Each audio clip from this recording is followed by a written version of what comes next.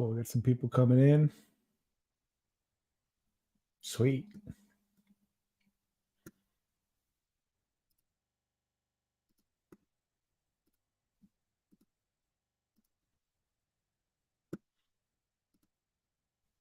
What do we have in here so far? Hopefully you guys can hear me.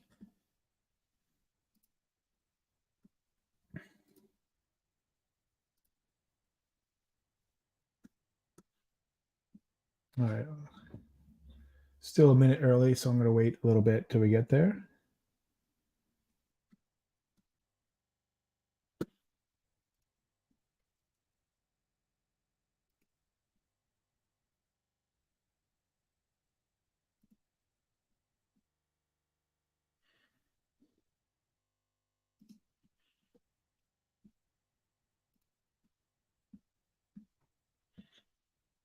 Okay.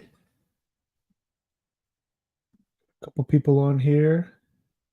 I'm going to give them another minute or two, and then we'll get started.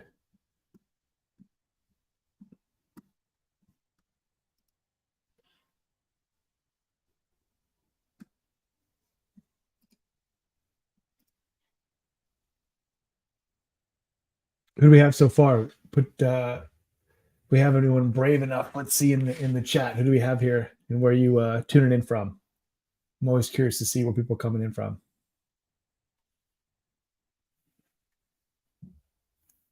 Who do we got?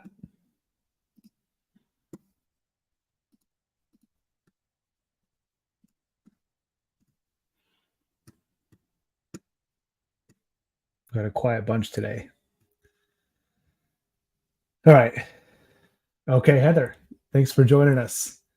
I'm glad you could make it. I know Dave, you said Dave's in California, but I'm glad you could come on. I think this will be a really good session for you, since you said you do a lot of the marketing. Oh, Rogers City. Okay. Thanks for coming on, Brian. Nice. We got a pretty good group here today, actually. Cool. So let's actually get kicked off. 3:01. I want to respect you guys' time because I do appreciate you coming on, and I do respect your time.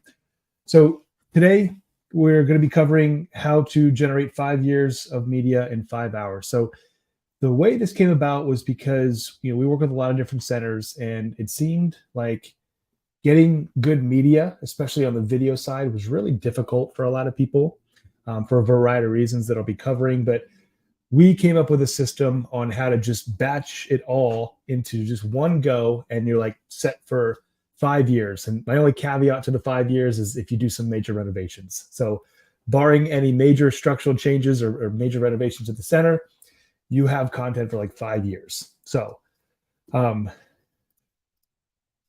like to start out, why bother listening to me? So, I'm just a guy up here. We work exclusively with bowling centers to help them grow. We started out as a generalist agency working with lots of different industries, from breweries to restaurants to even some manufacturing and golf courses to bowling centers. And we found that what we did worked really well for bowling centers. And so we decided to be the best in the world at helping them grow. Over the past couple of years, we've worked with over 50 different centers across the country. And I spent the last 4 years developing this system that we're about to go over, mainly through trial and error. So you get to benefit from our mistakes and our errors. And then the last thing is, I give you guys all of our secret recipes because I know at the end of the day, somebody still has to cook. And that might be you, but it could be us. So if you need help with that or implementation, then give this number a call, or you can text me, or head to bowlingalley-marketing.com/schedule, and we'll be happy to help you out. But let's move on into the top of the presentation. So I like to start these out with a question, and I'd like you guys to answer, preferably in the chat, and if not in the chat, at least in your head, is how much high-quality video do you have of your center right now? And if you don't, or you don't have enough, what's holding you back from getting it? I'd like to hear from you guys a little bit about what's getting in your way and why don't we have more video? I'm going to go into why. Actually, let's talk about it now. So As far as video, that's what all the social media platforms want. That's what people want. That's really what's driving the day, especially from a promotion and marketing aspect. So I'd like to ask you guys, how much video do you have of your center currently? And if you don't, or you don't have as much as you'd like, what's holding you back? I'd like to see one or two people, if possible, in the chat about what's getting in your way.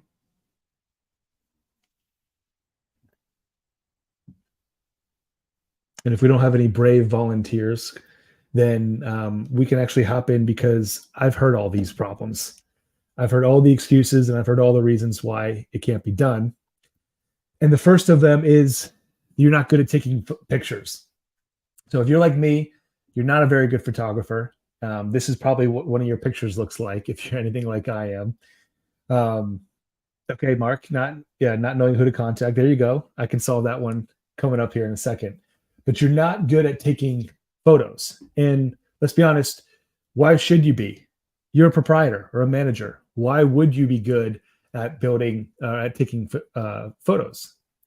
And okay, Heather, I got your response.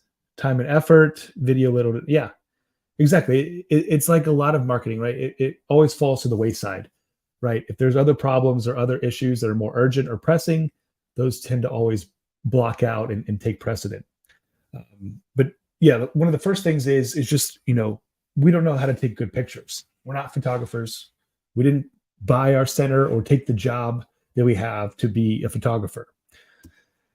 Second is that, we don't have video. Some people have photos, but we have no video. And so I'm going to be showing you guys how we can fix that, because, if you're lucky enough to have a photographer come in, or you have a friend of the family, or, just someone, maybe one of your league bowlers can take a few pictures. Almost no center that I've worked with, and like I said, I've worked with over 50 of them. Pretty much none of them have had a lot of high quality video when we first came in there. So you're not alone. Third thing that I hear from proprietors and managers is that photographers are really expensive. We go to them, we don't really know what we're looking for, and we just tell them we want a project done, and they come back with a quote, and it's like $3,000, and we're like, whoa, this is crazy. This is way more than I thought. And so I'm going to show you how to get through all of that and just make it very simple. Tell them exactly what you want, and that's going to be able to significantly reduce the price of what they need. Because a lot of times it's not that they are expensive, they just don't know what you're looking for. And so they're just going to assume you want like a full production, when really in reality, you're just asking them to come in and spend 3 or 4 hours at a time. And that's much, much cheaper than a full day shoot. They just don't know the difference. So we just tell them that. So that's the third problem that I see a lot of proprietors run into. Fourth one is that you ask your employees to take pictures, but they never take them, right? And so let's think about this for a second. Number one, they're not photographers either. You're not a photographer. They're not a photographer. Why should they be good at taking pictures? And the second and even more important one is think about how many times you've scolded them for having their phones out on the floor, right? And so now you're asking them, well, not in this instance, then now you can have your phone and you got to take a picture or stop what you're doing and take a good photo and, make sure it looks good. Otherwise, you're going to look like a dummy in front of everybody, right? It's no wonder why they don't take the photos. And maybe you're one of the lucky few who has someone who's actually good at it. But I have seen very, very few where the employees take good photos and post them. That's just not in their job description. That's not why they took the job, and they get yelled at when they bring their phone out on the floor. So let's just, avoid that whole thing and come up with a system that's going to help us with that. So let's flip over to the opportunity. Like I said, with this system where it's going to take care of it for you, you do 5 hours of work one time and you're good for 5 years. You're going to be able to build a system to get media for years. So anytime you want it, you just run this play and you're good. You don't have to worry about it. It's like a factory assembly line to knock this media out. And the beautiful thing is it takes 5 hours or less, usually less. There's about, an hour or two of prep, and then, 3 to 4 hours of the shoot time. And so all in, you're talking about 5 hours max. So it's really nice and convenient. It's not like something you got to do all the time. The other really nice thing about it is that it's always less than $500. Now, if you're in, New York City or somewhere that's, a little bit more expensive, sure, it might go over a little bit, but I'd say uh, maybe one or two shoots out of the 25 or 30 that we've done have been more than $500. So it's cheap. It's not like one of these, $3,000 things that you have to do with one of these expensive photographers. So I'm going to show you how you can get it done on a pretty reasonable budget. I think we can all say that it's worth having a few years worth of media for a one-time payment of $500. So before we get on to the meat and the content, I want to hear from you guys about why it's important for you specifically to have media at your center. Like, why are you even on this webinar? Why do you want to get content? What's it going to do for you? I'd like to hear from one or two people about why it's important. Like, if we're going to invest this time and energy into learning this system, then why is it important for you? So I'd love to hear from you guys. There's a lot of things you could be doing. What are the stakes, or what's going to cause us to actually go out and take care of this? What's going to be our motivator? So what do you get out of it? Like, is it having video for social media? Is it having video to put on for ads? Or like, what are you guys trying to get out of this? What interested you about getting some media? Throw it in the chat. And if you don't throw it in the chat, at least answer it for yourself. Because I find that a lot of times if we're going to spend time for this, we need some kind of a stake. All right, Eric, I like that. Customers enjoy watching video, TikTok. Yes. So that's a great point, Eric. I'd actually like to stay on that for another second or two, is that all of the other social media platforms are all chasing TikTok. You've seen the meteoric rise of TikTok. They've just really grown by leaps and bounds because of that short form vertical video. And so all the other platforms are chasing it. If you see the YouTube shorts, the Instagram reels, the Facebook reels, every one of them has something to try to compete with TikTok. And it all starts with video. So I love that you put that up there, Eric. Thank you. Because that is what customers want to see. And if we want to interest them to coming into our center, then it's best to do that through video. Yes, exactly, Heather. So that's exactly what I'm saying here, is that if you want to get their attention, it's best to do it through video. And, text is already out. Like, we can't do it through text. And images are okay, but images are boring. They don't capture, especially if you're competing with other people's videos. It's tough to win with images. So you bring up a great point that it's not interactive, that video is really the way to go. So now that we have our reason why, and we have our stakes, we have our motivating reason, let's hop into the content. Actually, let's look at what goes right. And so let me know if you guys can hear this. If you can't, we won't watch the whole thing, but I wanted to show you just really quickly what it looks like when you get this right, when it's done. So like, all right, we're going to do all this stuff. Like, what does it actually look like when it's finished or when it's done successfully? That's going to be this one right here. So if you can, just type a 1 in the chat if you can hear it. But if not, we'll just play the video through. Welcome to J-Lanes. We have 24 lanes here available for your family and friends to come enjoy a great night of bowling.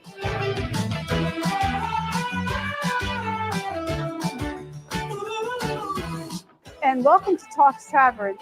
You can come in here and get your drink of choice, and you can get some delicious food. And welcome to TNT Laser Tag. It's a 3,000 square foot arena. Come on out and have a great time playing laser tag.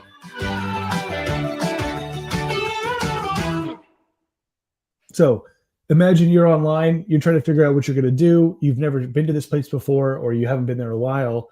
Which place are you going to go to? The one that has no images and you have no idea what it looks like, if it's clean or what's there, or this place where you can see exactly what's there and all the fun to be had. You see the owner's face associated with it, so you're not doing business with a nameless corporation. This is a person. This is someone who's there in her center. She has her family there at the center. Which one would you rather go to? That's the power of video. I have one more here to show, because she's about 2 hours away from us, so we can send our local photographer that we do a lot of work with. But this is to prove the point that it can be done on the other side of the country. So this is Justin over at Snake River Bowl in Idaho. So nowhere near where I am. I'm in Pennsylvania. He's all the way across the country. And this is just to show that it can be done anywhere. He's in a small town in Idaho. And this is what his repository looks like at the end, all these images here. And then to get back kind of what you said, Eric, and Heather as well, about it being like interactive and staying relevant. This is the newest style that we primarily use things for, is like the TikTok style. So this is what it comes out to at the end. Seeking endless fun? Snake River Bowl has got you covered. From thrilling arcade games to mouth-watering Peter's Pizza, we've got it. Join us for unforgettable parties and top it off with some exciting bowling. So you see that one's a lot quicker. It's like 10 to 15 seconds, but still, you get the clips, you get a little feel of everything they have, the pizza, the birthday party, the bowling, all in a 10 to 15-second clip. So if you're going to show that to lots of people to get them to come in, they have a very good idea of what's to be had at your center. So when you get it right, this is what you can look forward to, is having this. And as you see, he has tons and tons of videos here. I think he has like 100 or more clips that he can pull from. So if he wants to run an ad about birthday parties, we got plenty of those. If he wants to run an ad about corporate events or leagues, we can turn that into one as well.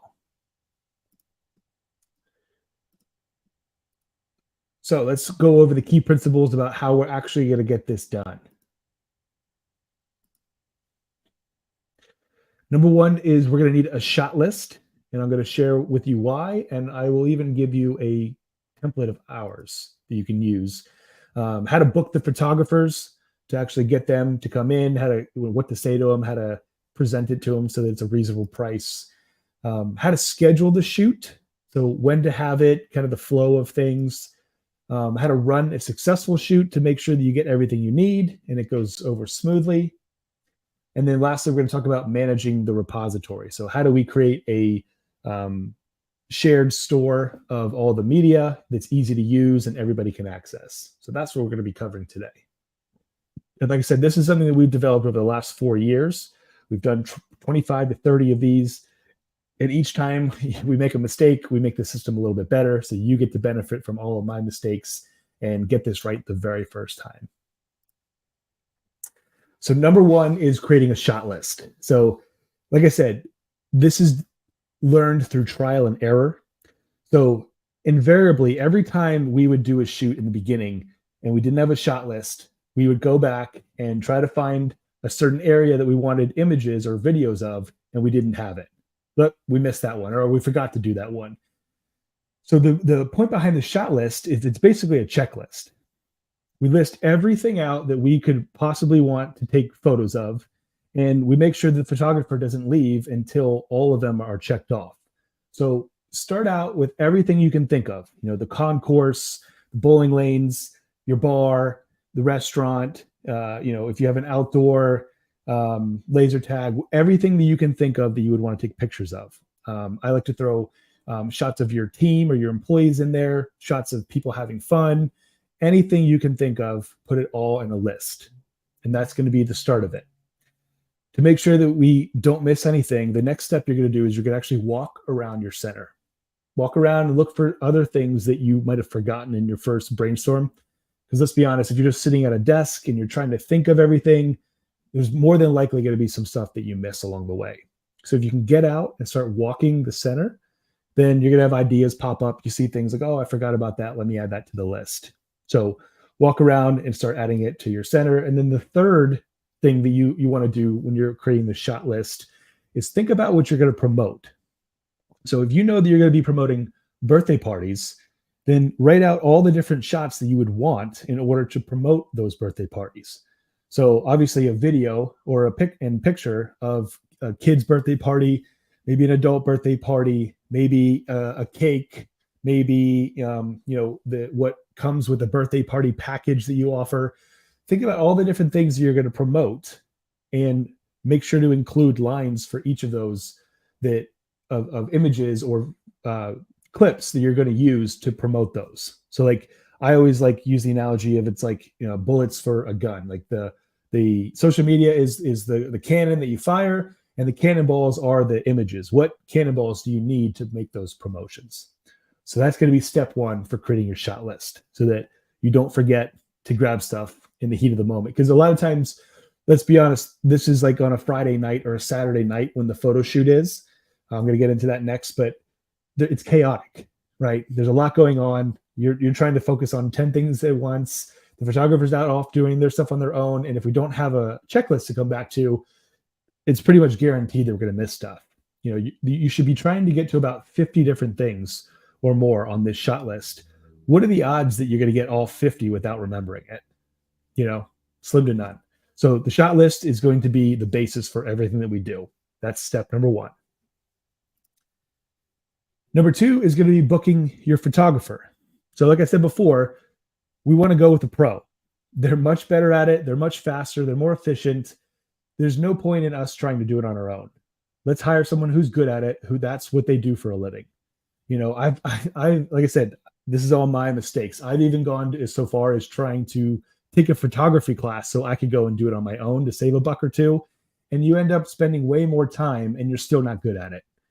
So if you're a proprietor or manager, you should be valuing your time at least $100 an hour, maybe more.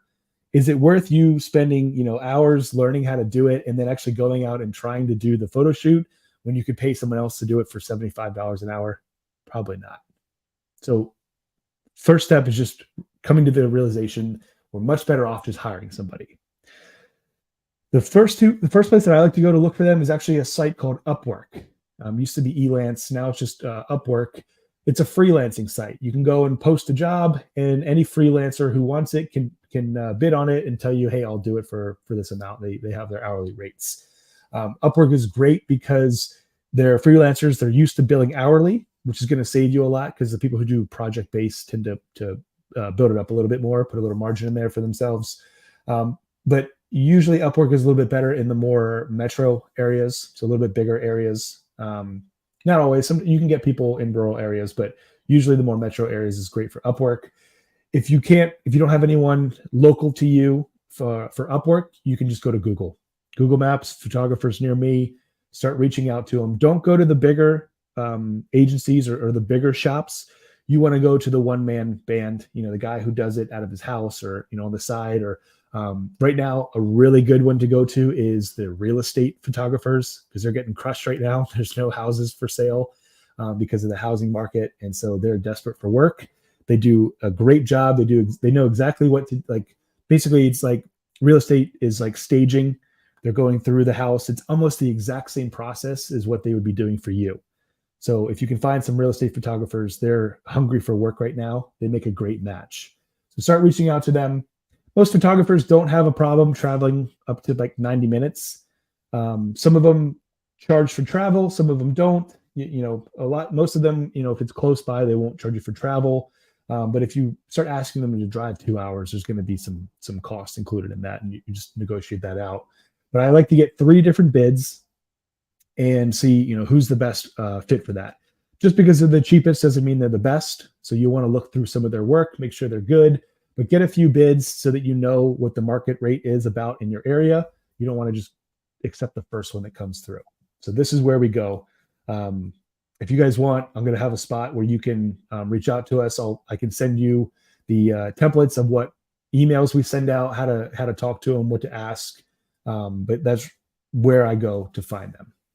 Just go on there and find a freelancer. You can ask around your network. If you are lucky enough to have one of these types of people as one of your friends or family, then by all means use them. But you really want to use a professional when it comes to this. You're going to be so much better off if you do. So that's booking the photographer. The next piece is really critical. So sure, we can find them, we can hire them, but if we don't set these expectations, it's not going to go well. A couple really important things. Again, this is all through trial and error. You need to set these expectations up front when they're doing their bids before they go in, because once they go in and do it, and you have to try to ask them to come back, they're going to want to charge you. And whose fault is it? Is it their fault? Is it your fault? Did you communicate? Did they not listen? It starts to get hairy, and it's never a fun experience. So set the expectations up front. Let them know that you want photo and video. We just had it recently where we said we want photo and video. The guy comes back only photo. Well, we said that we wanted photo and video, so now he has to go back and take that. But be clear that you want both. because sometimes people will specialize on one versus the other. They might just be a photographer and you say, hey, I need video too. They're like, oh, well, I don't do that. Then, you got to find someone else. The other really big piece, and this is because I've run into this issue before, is volume over perfection. So there's some photographers who are more of the artistic type. They want to be on National Geographic, and they're going to take, a bunch of pictures and they send you back the 5 perfect edited photos. And that's not helpful for you. You just paid, $300, $400, $500 for 5 photos. That's not a very good return. We want to let them know, hey, there's no editing necessary. You don't need to do anything with these afterwards. And we want as many as possible. I would shoot for at least 150 pictures and tell them that, hey, we want it like 150 pictures of all the different spots, because you are kind of stuck with what you get at the end. So if they only give you 20 photos, that's all you get. Whereas we want a bunch of different pictures. They don't have to be perfect, because on social media, especially, if they're perfect, they look like an ad. It's too much. They don't need to be like the perfect photo. They have to look good. They have to be like high quality, like in focus, but they don't need to be like a perfect National Geographic, like poster type photo. So you get a bunch of them, and then we have lots of different ones to choose from at the end. Because remember, we're trying to do this for like 3, 4, 5 years worth of stuff. If we only have 20 pictures, how far is that really going to go for us? So volume over perfection. Make sure they're aware of that. Sometimes people will be like, hey, I don't do it that way. That's okay. They're not a fit for you. Go on to the next person. But up front, you want to do that. Let them know there's no editing, which will also really help on the price, because it costs them time. Therefore, it costs you money for the editing. You can let them know it's only raw footage. It's 10 to 15 second clips. Like, it's not going to be like a full production. You have to hire like a second camera guy. It's just, a little pan here, just a little 10-second clip there. And just let them know, like, this isn't like a huge production value project. This is just a couple shots here and there. And then let them know that there's going to be a shot list provided. So you can say, hey, I have all the shots listed out for you. You're going to know exactly what to do. That's going to put them at ease and show them that you're organized, because they don't like working with people who don't have their stuff together, because invariably that's when all the miscommunication happens.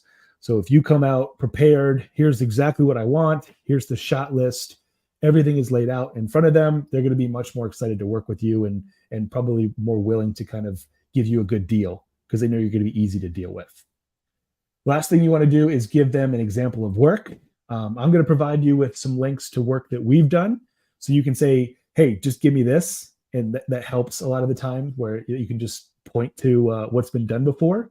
And then they know exactly what you're looking for instead of you trying to explain it. So if you can, share that with them. I'll give you ours, and you can just share it and say, hey, give me something close to this. So this might be the most important slide out of the whole presentation. So, if you want to take a picture of this, or, just save this, setting expectations is huge to make sure you get this right. Just remember that. So we are 2 out of 5 down, and I want to know what your takeaways are and what are you going to implement, because I am a massive believer in taking action, and that the world belongs to the action takers. So I want to take a second and ask you guys, what have you learned so far, and what are you going to implement? Let's hear it. Because if all we do is get insights and we don't change our behavior, we don't take action, then we just wasted an hour, right? So I'd love to hear from you guys in the chat, if possible. Let me know one thing that you're going to take away from this so far in order to change behavior and get a better result in the end. I'll wait a minute or two and we'll see what we got. And if you don't put it in the chat, at least write it down or put it and know it in your head. Here's exactly what I'm going to do. Don't just watch this presentation and not do anything from it. You want to get the most out of it. You want to take some action. So I'd love to hear from you guys. What's one takeaway or thing that you're going to be implementing out of these first 2 items?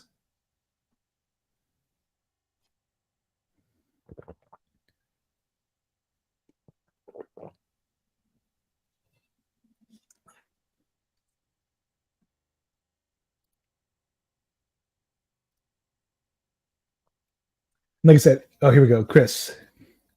Yes, expectations. That is massive, Chris. I promise you, if you do that, He's going to feel better. You're going to feel better, and you're going to get a better result. Everything is expectations. What constitutes a good picture? Close-ups, distance. Yeah. So, Tony, a good photographer will know that. They can take care of that on their own. I mean, they'll tell you about it, but if you choose, one of the things you can do when you're hiring these guys is ask them for their work to see what they've done before. But they should be able to take care of that. So that, yeah, you'll be able to show them what's good. So love that. Cool. Great takeaways. So let's keep moving here. Scheduling the shoot. Oh, let's see. Yeah, I want to see yours, Heather, actually, really quick. Yeah, photography.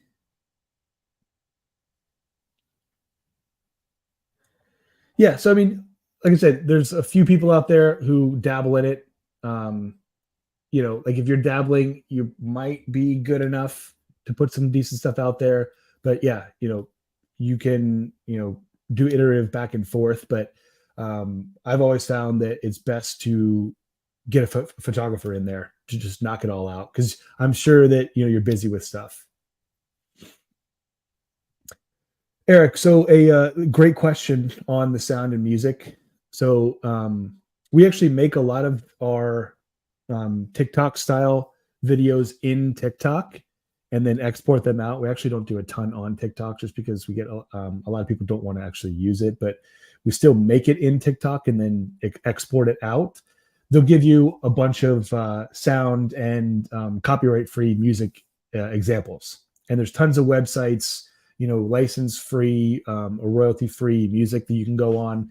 But honestly, Eric, the best thing that I found is just to find someone who's like 18, 19, 20 and have them do it. Because especially like in the TikTok world, there tends to be like trends or themes that are very short-lived for like a month. There's like a couple songs that everybody uses, and that tends to get better feedback or like reaction. So if you just have a 19, 20-year-old, 18-year-old kid doing it, they know what the most recent one is, and they can just do it for you and select it. So that's how we do it. That's how I'd recommend it. But let's move to scheduling the shoot. So Fridays and Saturdays are typically the best. Every center is obviously a little bit different, but we found that Friday and Saturday is the best one. Particularly Friday afternoons work really well, just because you want the center to be full and busy. An empty center doesn't sell as well as a full one, right? You've seen a restaurant or driven by a restaurant. It's like one or two people there. You're thinking to yourself, how great is that restaurant if there's only one or two people there? So we don't want to signal to people, through social proof that your center is empty. We want to show them that it's popular. And so Fridays and Saturdays tend to be the best for that. As far as capacity, yes, I just said, and I'm not waffling back and forth here. I just said that you want it to be like busy, but you don't want it to be peak, like in the weeds. Like if there's a certain time where you just get crushed, you don't want to set it for that time, because you're not going to be able to help the photographer, and neither were your employees. So you're not going to have to babysit them, but for you to give them a little bit of help here and there, or help them set up a shot, talk to some people and organize things a little bit, it's going to make the experience a lot better, and you're going to get better shots from it. But if you're in the weeds and you're like getting smashed because it's your busiest time of the week, that's not going to be ideal, because you won't have time to help them. So pick something that's, 75, 90% capacity, and that's right in the sweet spot. And then the last thing for scheduling this shoot is you want to create a rough schedule. So it doesn't need to be like, down to the minute, but just like a rough agenda to say, hey, start with this, move on to this area, then go to this area. I always recommend starting with the food shots early on, because the last thing you want to do is go into the kitchen when they're at max capacity. They're probably going to kick you out, or kick the photographer out, with the cooks if they're getting crushed and you're trying to take photos.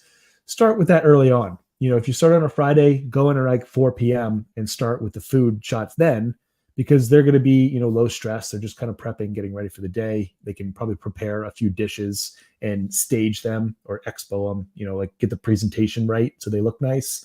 And then as things get busier, then you move on to the concourse, and then you might move on to the arcade or whatever else, but have a little bit of a rough schedule for them to follow and just make sure it makes sense logistically. So that's scheduling your shoot. The other piece for scheduling the shoot, I get asked this question all the time. Do we have to have waivers signed?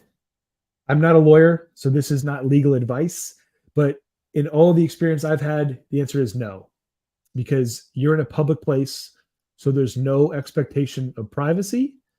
The other thing to mention is that they are on your private property, and you are already more than likely recording them with your security cameras. So what's the difference? So, like I said, not legal advice. We've never had an issue, but the law seems to be on your side, that there's no expectation of privacy and they're on your private property. So you don't have to. You can if you want. Some people like to put up a sign on the front door that says filming in progress to kind of give them a heads up. But at the end of the day, if someone asks you not to film them, you just respect their wishes, and that's fine, and you move on.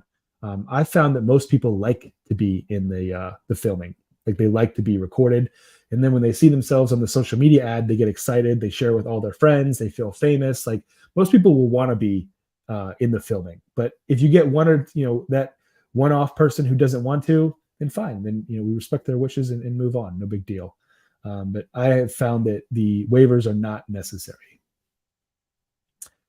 As far as models and staging, there's two different ways to go about this. Some people want more control over who's in it, more control of the shoot. They might not like the appearance of maybe some of their customers, but I'm more of the mindset that your customers are your customers. Shoot the people who are there, because that's who's going to be there when these people walk in. But at the same time, if you want people who are a little more cooperative and working with you, you can get talent. But I will say professional talent or like models is very expensive. We're talking about a couple $100 per person. So you want to, stage a birthday party, then you're looking at, $3,000 very quickly, thousands of dollars. And that's just not affordable for most. So if you do want to get some models or some people to kind of help you set up the shots or are a little more cooperative, just invite your friends and family. So, tell them they get free bowling, you'll feed them, they'll have a great time, they'll help you with all the shots. It's win-win. Not everybody does this. I'd say most people don't do this way, but I have seen people do it and it works really well. I can even show you guys later some examples of people who've done it. It comes out great. It's an option, but it's not required. Just something we've seen. Now, moving over to running the shoot successfully. Really important.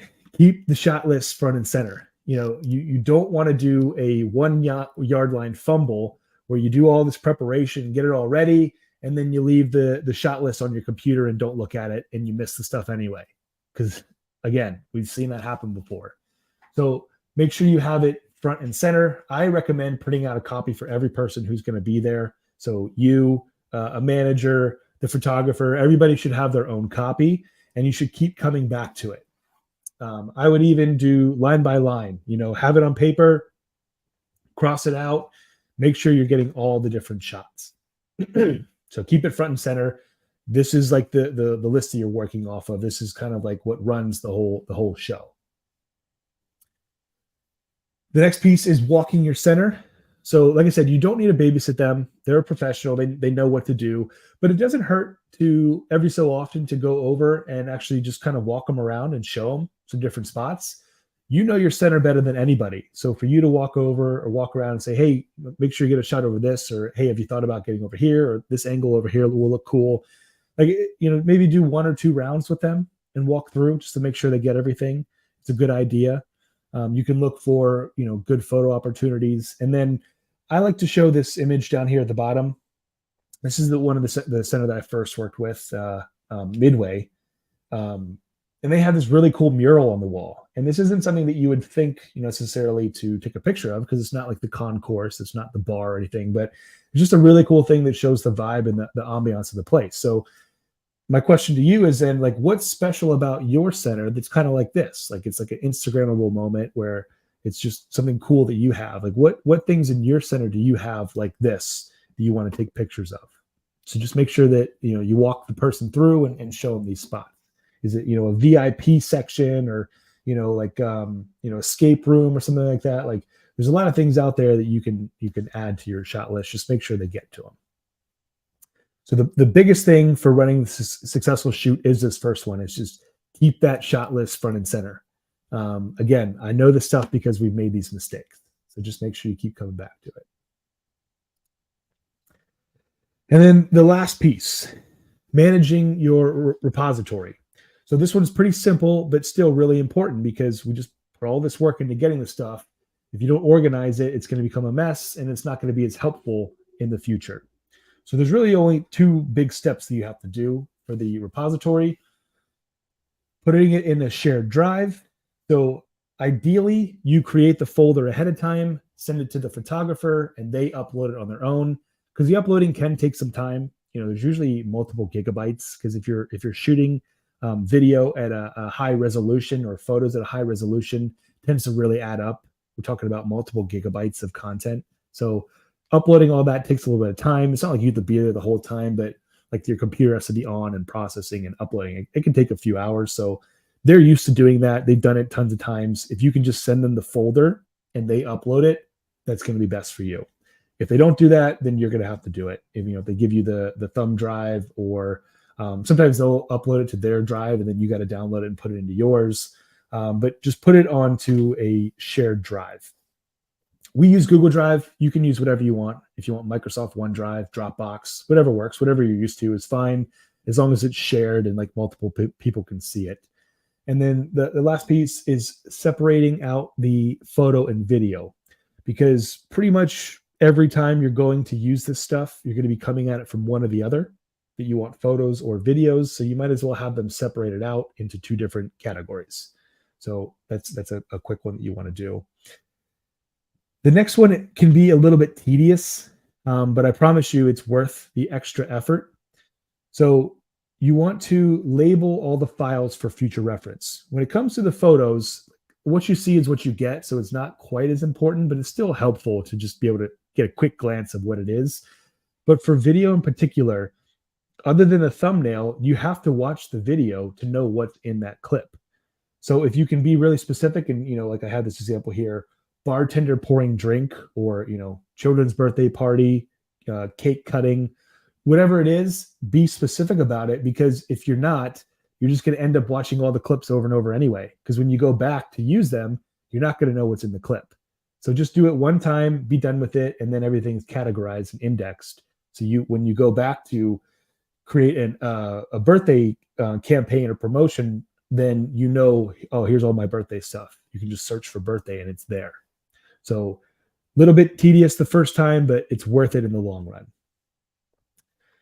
So that's managing your repository. Let's switch over. Again, I'm always pounding this into people, is that what actions are we going to take? The world belongs to action takers. I want you guys to walk away with some stuff that you're actually going to use, so that this is valuable for you, because I appreciate everyone's time here and I want to make it really useful. If we can come up with takeaways on the spot, we're that much more likely to actually do it when we go out into the real world and actually walk away with some value. So I'd love to hear from you guys. We did all 5 steps to creating a great shoot. What are you guys going to be taking away? And so while you're thinking about that, I always like to use this story. You guys have probably heard me tell this before, is learning is a change in behavior. So if I show you a red card and give you a slap, and I show you a red card and give you a slap, if I show you a red card the 3rd time and you don't duck, you didn't learn anything. So we want to avoid not taking action and actually changing our behavior so that we made the most of our time here. So I'd love to see in the chat, what is 1 or 2 takeaways you guys are going to take from this and implement into your centers? Let's see what you got.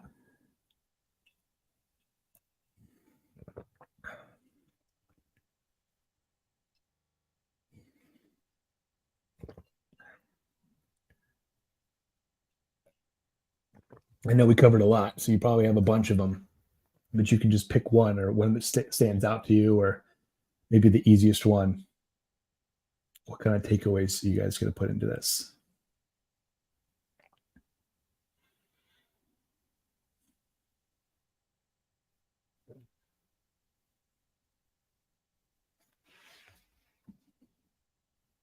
who are action takers here? Do we have any?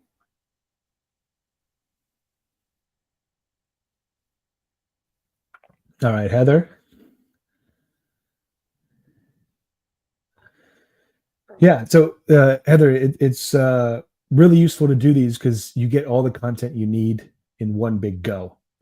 And then you're set for a while. I know you guys are planning to do renovations, so that does put a dink in the timeline. I would probably almost wait for that, depending on when you guys are going to do it. But if the reservation is next summer, you could probably do it because it's it's not a crazy amount of money to have all that stuff, and you could always do another one later on. But I highly recommend doing this. This is something I do for every center. So actually, I mean, I didn't talk a lot about what we do for people, but this is one of the big pillars of success that we have for clients. So when we talk to our clients and we tell them, here are the things that matter most to get good results from our service, high quality media and photos is one of the big three. The other two are being engaged and having a database. Those are for a different discussion. But I will tell you, the people who don't have good media, in particular video, for their ads, do not get good results. So to me, it's always worth $300-400 to get this. It makes the world of difference. So I highly recommend it. Eric, the quantity, yes, quantity over quality. Yeah. And when I say that, I'm not saying they want to take blurry photos, but no good self-respecting photographer is going to hand you over photos that aren't good. But yes, that was a huge breakthrough for us because we talked to a few people who are from print or from magazines who are all about super high quality ones. And well, you get 20 photos and I'm going to license them to you for a year and then you got to pay again. And you don't want to work with those people. So great takeaway, Eric. Make sure you set that expectation that, hey, we're looking for a bunch of photos that we can use over time rather than just a couple quick ones. And then, yeah, store them, easy access. Make sure it's a shared drive so that other people can get to it. Tony, the video clips, usually 10 to 15 seconds is fine. If they want to take a longer one or the moment warrants a longer one, that's fine. But we usually tell them, hey, 10 to 15 seconds. Because if you remember that video or both videos that we watched, they're quick cuts. No scene is longer than 5 seconds. So if you're taking 10 to 15 second clips, there's plenty of room in there to pull stuff out of. Most cuts are going to be 2-3 seconds, especially in today's TikTok world. Those are 1 second clips. They're changing every second. So you only need that tiny bit of video to be able to get that point across. You don't need really long ones. You're just pulling out little snippets from lots of different ones to put them together. 10 to 15 seconds will do it. So some great takeaways. And now for the freebies. So, appreciate you guys staying on here with me and spending your time here. I'm hoping you guys get a lot of value out of it. And so to thank you guys for coming on, I actually have a really cool announcement. This is actually the first time I'm talking about this. But we are doing some freebies here, and I just wrote this book. So a book on exactly what we just talked about. This is about 40 pages or so of exactly the nuts and bolts, every last detail of how we do these photo shoots that I'm going to be giving to you guys for free for joining me here today. So I'm really excited to be sharing this. If you want it, just text me your email and name to this number here, and we'll get it over to you. But I put a lot of time and effort into this, probably over 50 hours into this book to put it all together, to write it, lay it all out, have it designed, because this problem is really prevalent in our industry. We have really awesome centers, great visual appeal, lots of fun, great experiences for people, but sometimes it's difficult for us to capture that in film or in photography. And so I created this for you guys to just be able to outsource it and be done with it. I also put in our shot list template. So we have a template for the shot lists. It's kind of like the least common denominator though. So if you have laser tag, that's not going to be in our template, or escape rooms, because a lot of people we work with don't have those. But it'll have all the basic stuff: parties and events, food, menu items, bar, all that stuff will be in here. It'll give you a great spot to start from, that you can go and use our template and build out your list from there. And I also told you, it's not listed here, but I will also send you links to photo shoots that we've done that you can share with your photographer to say, hey, just give me this.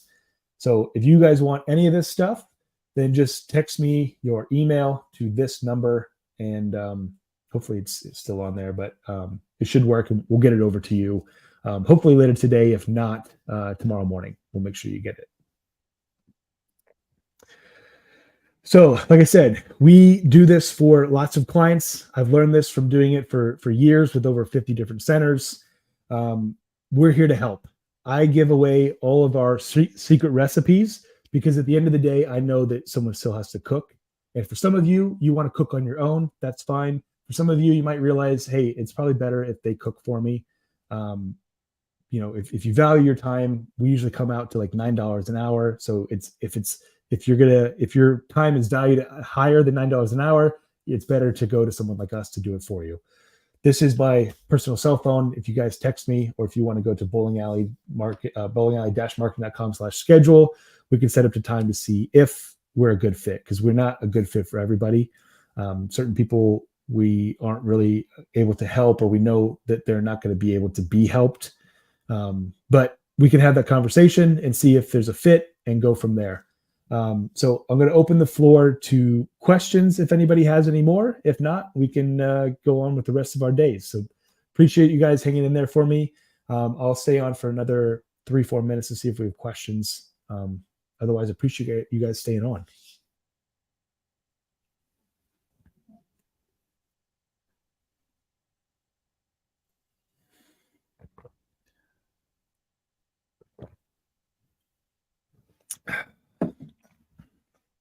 Anyone have questions?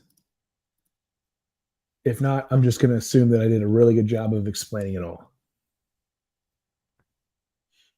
I'll give you guys a minute or two.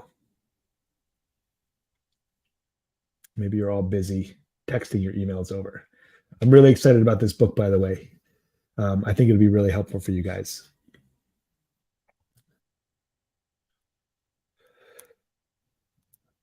Posts. Okay. So it depends what kind of posts, Heather. So as far as social media posts, 1 to 2 a week is really all you need. If you want to talk, you get a 300 game. There's a nice picture of a kid with a birthday party.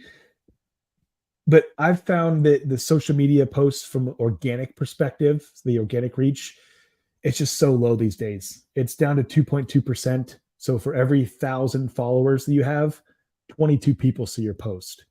So if you have a decent sized page, on average, it's about 3,000 followers.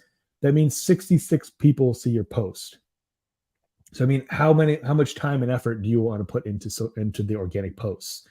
That's why we've actually stopped doing that for clients. We don't even recommend they do that. We should tell them, save the money. We'll charge you less so that we don't have to do the work, and we're not spending time on this. And you're better off putting that towards ad spend, because for the same $300 or $400 a month that it would cost to do the social media posts, you can get 100,000 impressions online with the ads. So it's like 66 people versus 100,000 people. It's just a numbers game at that point. So I would say 2, maybe 3 at most, but 1 to 2 is usually what we do. It'll be like one, like, hey, we have an event, we're going to be closed early on this day. It could be one could be a picture of someone, hitting a 300 game, and then one could be like a party. But I wouldn't do more than 3. Really, 2 is fine.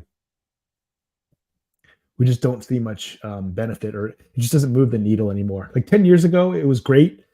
Facebook would give away a lot more reach, but they're a publicly traded company now. They got shareholders, their stock, they got to make sure that they're selling their inventory. It's just like giving away games of bowling is the same for them of giving away newsfeed space.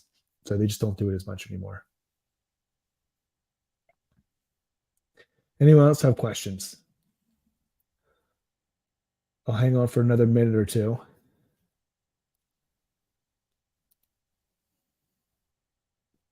Yeah, I've really enjoyed this one. This one's been a labor of love. We've done it over the last 4 years, trying to figure out this system. It started out with a lot of local centers, and that was easy because we could send our guy. We got this system down with our local guy, but then started getting people from across the country, and now stakes are high. We got to figure out how to make it work.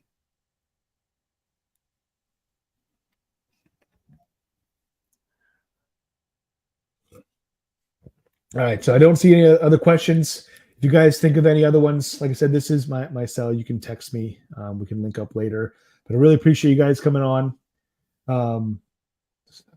Fails that you came across, Heather.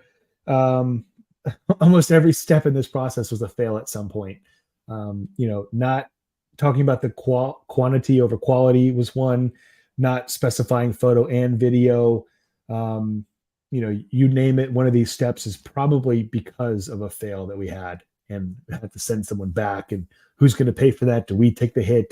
Does the proprietor take the hit and have to pay? Does the photographer have to go in for free? It just becomes a mess. And most of these are learned from those fails. But Heather, appreciate you being interactive, and all you guys for hanging on. This has been a blast. Like I said, reach out if you guys have further questions. I'm happy to help, but I'll let you get on with your day. And thanks so much for attending. Talk to you guys soon.